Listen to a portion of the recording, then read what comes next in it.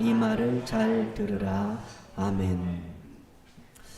우리 지난 주에는 성경 퀴즈 대회를 했죠. 예. 성경 퀴즈 대회 끝나고 우리 에스더 여전도회가 우리 유초등부 아이들 간식비를 주셔서 어제 토요일 날 우리 아이들 아주 신이 났었어요. 예. 12시부터 한 6시까지 저 동대문 거기 가서 그 큰 데 있잖아요. 예. 거기 가서 맛있는 거 먹고 또 교회 와서 뭐 암송하고 뭐 이것저것 하는데 하여튼 사진도 보니까 참 신이 났습니다.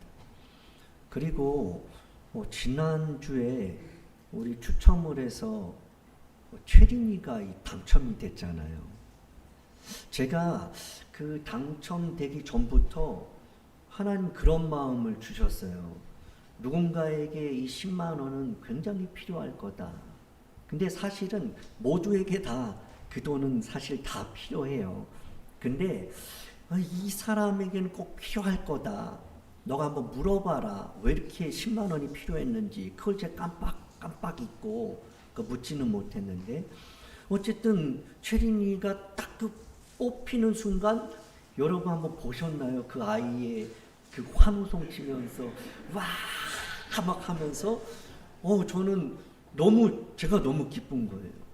근데 그것을 딱 받고 정말 무엇에 쓰고 싶었는지, 얼마나 그 10만 원이 그 아이에게는 필요했는지 그 모습으로 저는 느낄 수 있었거든요. 근데 예배가 다 끝나고 뭐 청소, 전도가 다 끝나고 사무실에 저를 내려오래요. 이 밑에 지하에.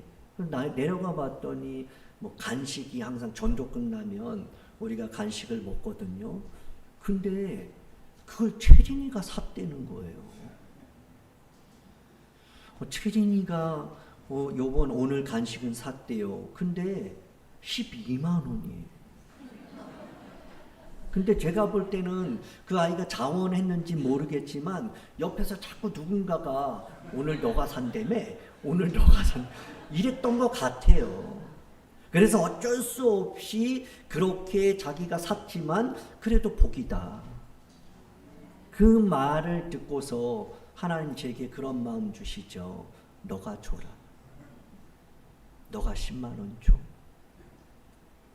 그 아이가 얼마나 갖고 싶은지, 뭐 때문에 필요한지 너 알잖아. 제가 주겠어요, 안 주겠어요? 아직은 안 줬어요. 봉투에 넣어놨어요. 조금 이따 주려고. 저는 우리 아이들이 그런 일을 하잖아요. 그럼 반드시 제가 그만큼 채워줍니다. 우리 아이들은 알아요.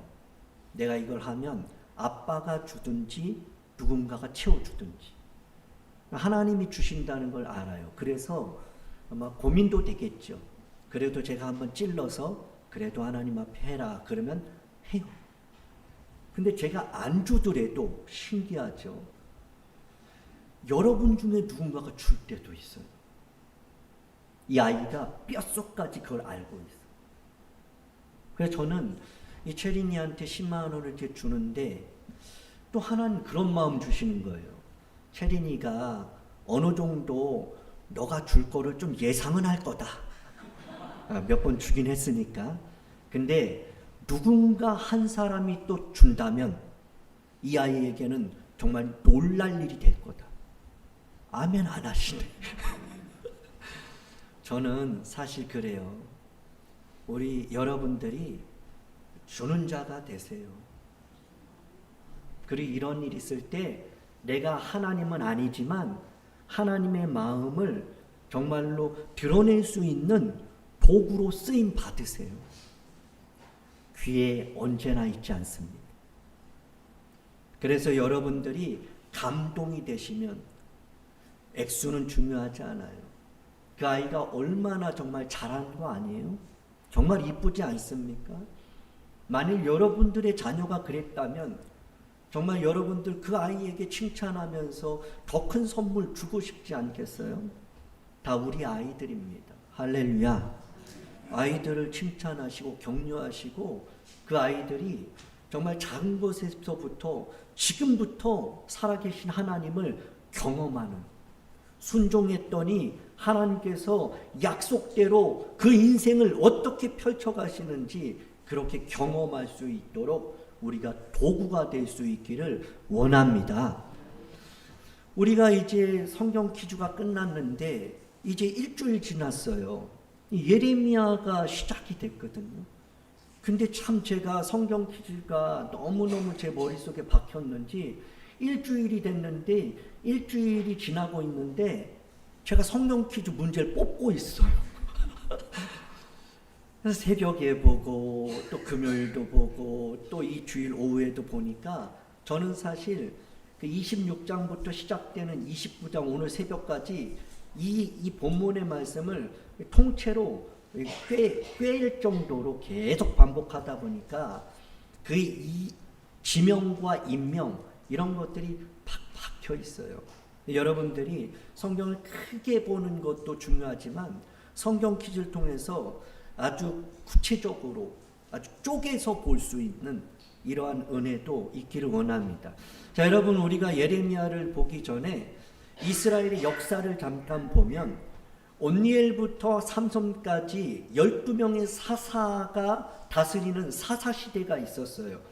그리고 이 마지막 사사 사무엘이 끝나고 그리고 사울 왕과 다윗 왕, 솔로몬 왕이 등극을 하는데 40년 총 120년을 다스리는데 그때를 가지고 왕정시대 이렇게 말을 해요.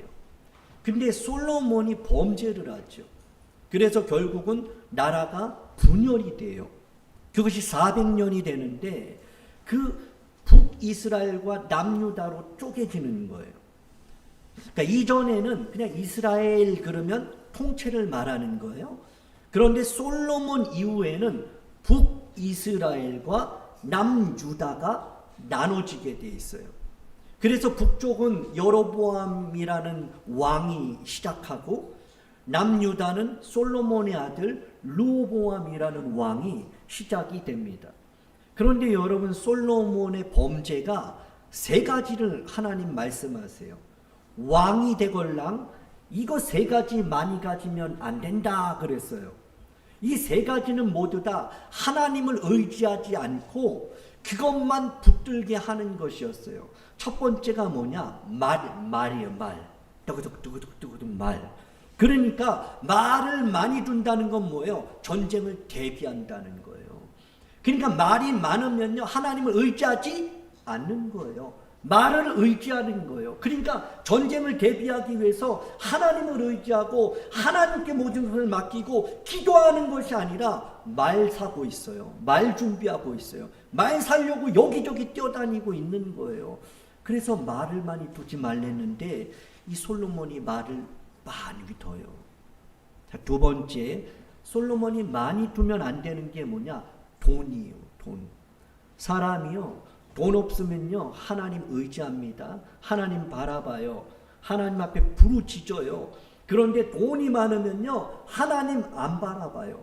하나님 앞에 안 나와요. 하나님 의지하지 않습니다. 그래서 하나님께서 이 솔로몬에게 돈 많이 두면 안 된다 그랬는데 솔로몬이 돈을 많이 모으게 되죠. 마지막은 뭘 것 같아요? 솔로몬은 남자예요. 여자를 많이 두지 말아라.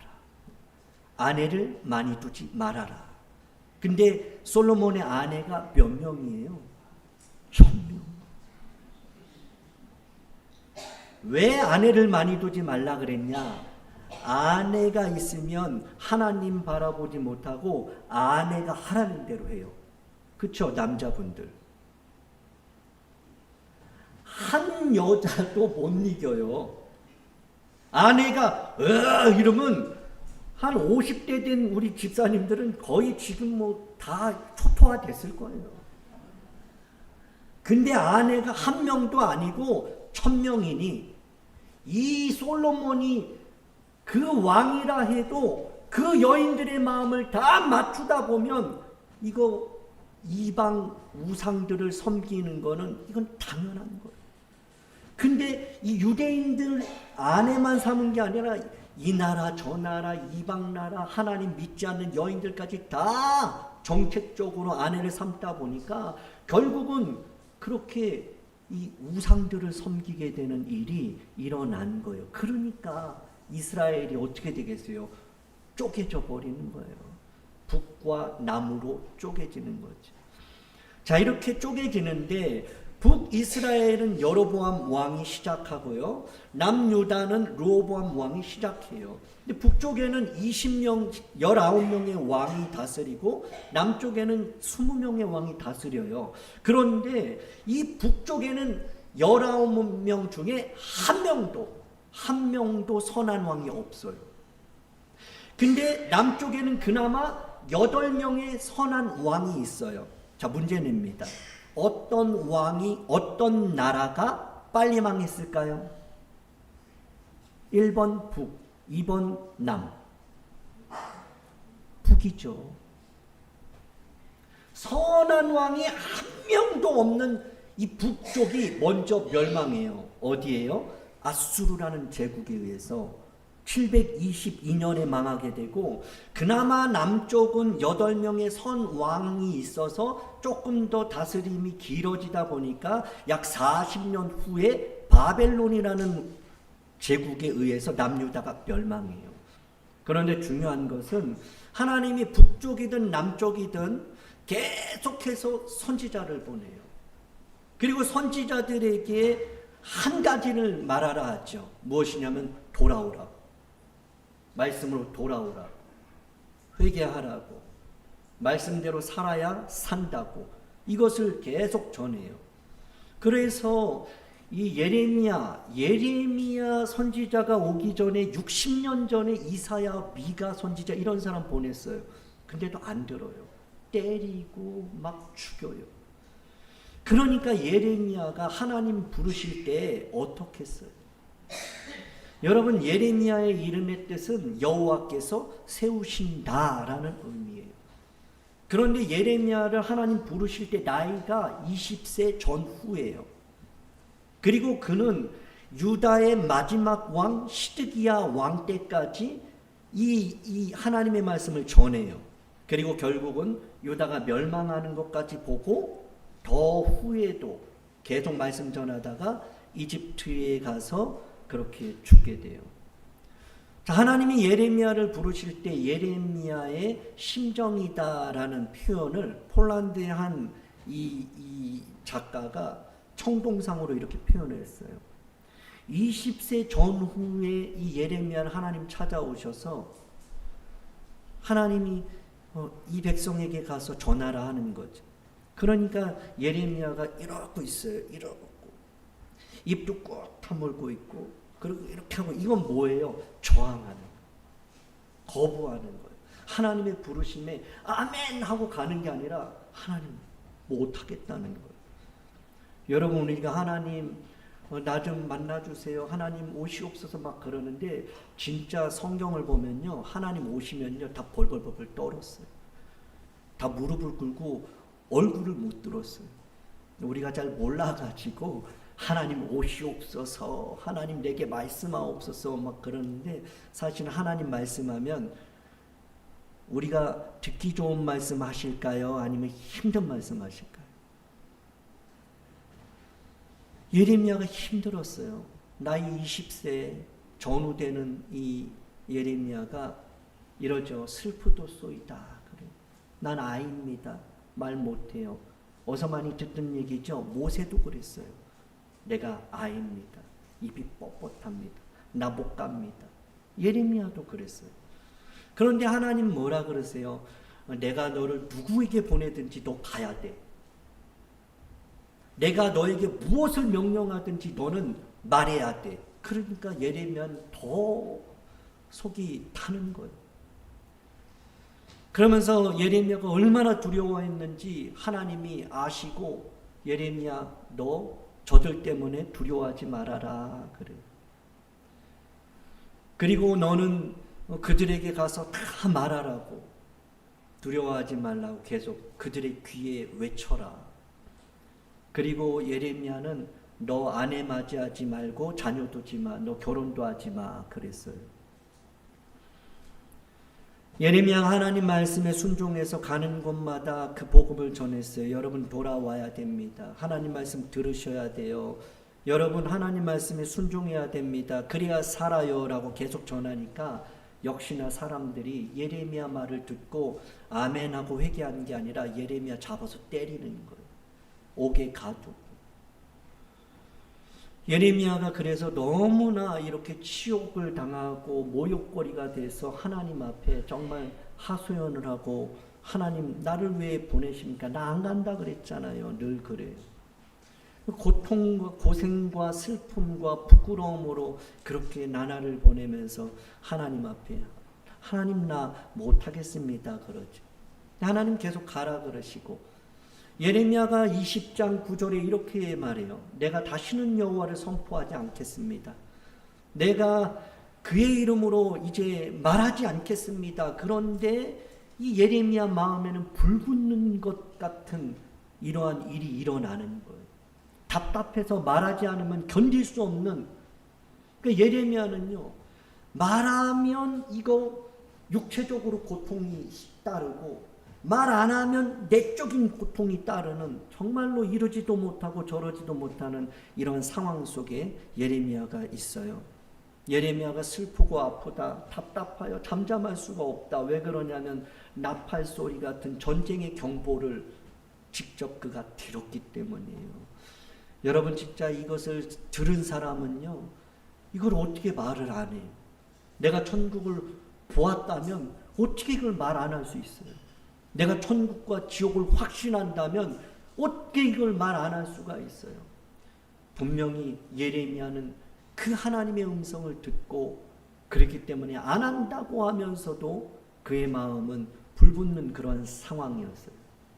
자, 그러면서 하나님이 말씀하세요. 너는 내가 명령하는 것 모든 말을 전하라. 여러분, 저도 목사지만 하나님의 말씀을 모두 전한다는 거, 이거 정말 쉽지 않아요. 그리고 하나님이 또 이런 단서를 달죠. 한마디도 감하지 마. 그래요. 사실 제가 이 말씀을 준비하고 이제 그 설교를 준비하잖아요. 그리고 이제 딱 이제 그 워드를 쳐요. 그리고 계속 읽죠. 그리고요, 날리는 게 거의 절반이에요. A4 용지로 한 8장을 한 12포인트로 이렇게 쓰거든요. 그런데 한 7장 정도를 날려요. 그런데 하나님 뭐라 그러냐? 하나님의 이 말씀이 1.1획도 그렇게 사라지지 않는 거지. 가거나 빼지도 말라는 거지. 그러니까 예레미야가 정말 어려운 것은 하나님 말씀 전하는 게 어려운 게 아니에요. 모두 다 전해야 된다는 게 이게 어려워요. 빼지 말고 전해야 된다는 게 어려워요. 진짜 어려운 건 뭐냐면 듣고 싶지 않은 걸 전하는 게 어려운 거예요. 교회에서도 듣고 싶은 이야기를 해야 성도들이 와 하고 은혜 받았다 그래요. 그리고 전도도 하고 봉사도 하고 헌신도 할 거야 아마. 아, 대단해요 권사님, 집사님, 장로님 최고예요. 와, 정말 하나님 기뻐하실 거예요. 이런 말만 하면 신날걸요 아마. 근데 하나님 뭐라 그러세요? 듣기 싫은 말도 해야 된다. 듣기 싫은 말도 들어야 된다. 그래야 산다. 예레미야는 이런 말씀을 들은 거예요. 자, 27장에서 하나님이 예레미야에게 이런 말씀을 주세요. 너는 줄과 멍에를 만들어서 내 목에 걸어라. 그리고 주변의 나라에서 온 사신들에게도 이 멍에를 주어서 그들의 주인에게로 돌려보내고 그 주변의 모든 국가들도 이 멍에를 메고 바벨론 느부갓네살 왕을 섬겨야 산다. 이 말씀 주세요. 내가 바벨론 느부갓네살 왕을 내 종으로 삼았다. 내가 이 왕을 내가 권세와 힘과 능력을 다 줬다. 그래서 짐승들도 그를 순종할 거다. 그러니까 너희뿐만 아니라 모든 나라와 민족이 바벨론 섬기지 않으면 다 죽는다. 이게 메시지. 그러니까 듣기 싫은 말이에요. 아니 바벨론이 어떤 나라예요? 이스라엘을 지금 멸망시키려는 나라예요. 느부갓네살 왕은 원수 중의 원수예요. 근데 하나님께서 그 사람에게 순종하래요. 그 사람이 하라는 대로 다 따라야 되는지 산다는 거예요. 예레미야가 이 말씀을 들었어요. 그리고 전한 거죠. 이런 내용이에요. 바벨론 왕의 멍에를 메어야 된다. 느부갓네살 왕을 섬겨야 된다. 칼과 기근 전염병 만약에 안 섬기면 이러한 벌을 당할 거다. 그러니까 살려면 바벨론 왕 섬겨라. 그 이야기. 정말 듣기 싫은 이야기죠. 그러면서 단서를 또 하나 달고 3번이나 반복하는 이야기가 무엇이냐면 거짓 예언자들이 무슨 말을 해도 듣지 말아라. 거짓 예언자들이 너희에게 거짓을 말하고 거짓을 믿게 하고 거짓을 따르게 할 터인데 절대로 그것을 듣지 말고 믿지 말고 따르면 안 된다. 이런 이야기를 하는 거죠. 자, 그리고 오늘 이제 28장 본문의 내용이에요. 시드기야는 남유다의 마지막 왕이에요. 시드기야의 결말이 어떻게 되냐면 자기 눈앞에서 두 아들이 죽어요. 그리고 두 눈이 뽑혀요. 그리고 포로로 바벨론 나라에 끌려가는 마지막 왕이 시드기야예요. 자, 이 시드기야가 이제 끌려가기 전 그리고 다스리기 시작한 지가 4년 5째 달이에요. 5째 달. 그때 하나냐라는 선지자가 나타난 거예요. 그러면서 뭐라고 말하냐면 여호와의 성전에서 제사장 모든 백성 보는 앞에서 이런 말을 해요. 만군의 여호와 이스라엘의 하나님이 나에게 이렇게 말씀하셨다고. 뭐라고 하냐면 나 여호와가 바벨론 왕의 멍에를 꺾었다 그래요. 이거 하나님 말씀하고 정반대되는 말이에요. 예레미야는 뭐예요? 이 멍에를 메고 가야 된다 그랬어요. 하나님이 주신 메시지예요. 그런데 하나냐가 갑자기 와서 하나님이 말씀하셨다. 하나님 멍에를 꺾었다고. 이런 거짓말을 하는 거예요. 그러면 이런 거짓말을 우리가 3번이나 반복한 이야기가 삐삐삐삐 경보를 울려야 돼요. 듣지 말라, 듣지 말라, 듣지 말라. 그것이 있어야 되는 거예요.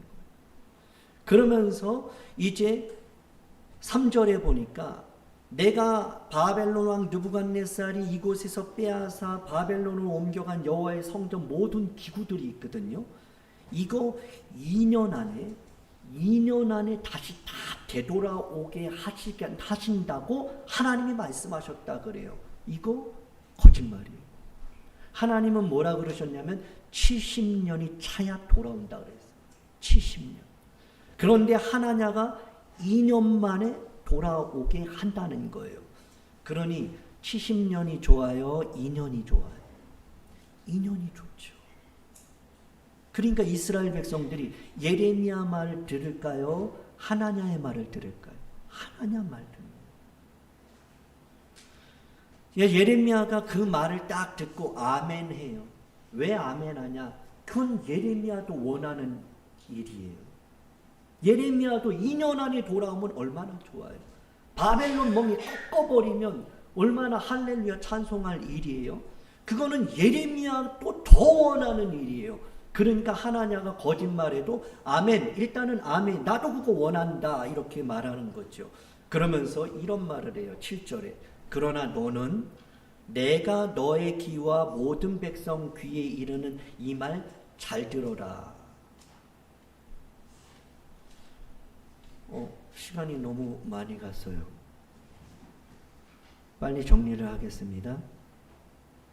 잘 들으라 그래요. 그리고 중요한 거는 오늘 28장 보면 하나냐가 멍에를 빼앗아 꺾어온다. 이 그림 한 장으로 오늘 본문이 설명이 되는 거예요.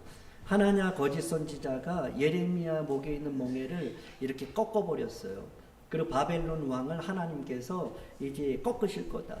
그리고 우리는 2년 안에 다 돌아올 거다. 근데 이 예레미야가 하나님께서 말씀해 주신 게 뭐냐면 멍에를 꺾었지만 새 멍에를 맬 거다. 그리고 하나냐는 금년에 죽는다. 그래요. 자, 그러면 왜 이 하나냐가 죽느냐? 그 이유가 뭐냐? 15절에 이야기하죠. 하나님이 보내시지 않았는데 하나님이 보냈다고 거짓말하면서 거짓말을 믿게 했기 때문에. 그래서 결국은 하나냐가 7째 달 죽어요. 5째 달에 하나냐가 와서 예언을 했고 2달 만에 하나냐가 죽는 거예요. 자, 여러분 말씀을 정리합니다. 여러분 거짓말 보통 심각한 죄가 아니에요. 오늘 이 하나냐만 거짓 선지자가 아니에요. 29장에 보면요.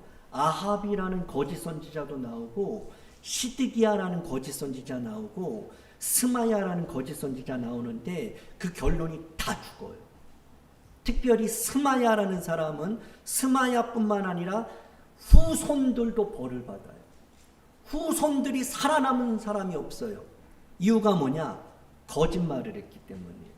자, 거짓말을 한 것도 내가 혼자 모면하기 위해서 거짓말을 하는 것도 있지만 더 무서운 거는 거짓말을 해서 다른 사람이 믿게 만드는 거예요. 거짓을. 하나님 말씀이 아니라 자기 말을 믿게 해서 하나님 말씀을 따르게 하는 것이 아니라 자기를 따르게 하는 이 죄가 죽을 죄라는 것을 성경은 반복해서 말씀하고 있어요.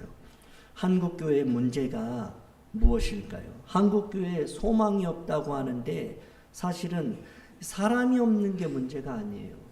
한국교회에 정말 어려운 문제가 무엇이냐면 하나님 말씀을 그대로 다 전하지 못하는 게 한국교회에 소망이 없는 이유고, 또 하나는 성도들이 하나님 말씀을 다 듣지 못하는 게 이게 가장 큰 위기인 거예요. 여러분, 하나님의 말씀은 무조건 들어야 되는 거예요. 무조건 아멘인 거예요. 듣기 싫어도 들어야 돼요. 할 수 없어도 들어야 돼요. 그것이 살 길이에요. 내가 듣고 싶은 말만 들으면 사는 것 같은데 죽은 거예요. 여러분, 부모는 자식들에게 쓴소리를 합니다. 그런데 옆집 아줌마 아저씨는 절대 쓴소리 안 해요. 괜찮다고 하지. 다 그런 거라고 해요. 이제 조금 있으면 아유 지금 뭐 나중에는 다 잘 될 거예요. 이런 말 해요. 근데 그것은 맞는 말이 아니에요. 찬송하겠습니다.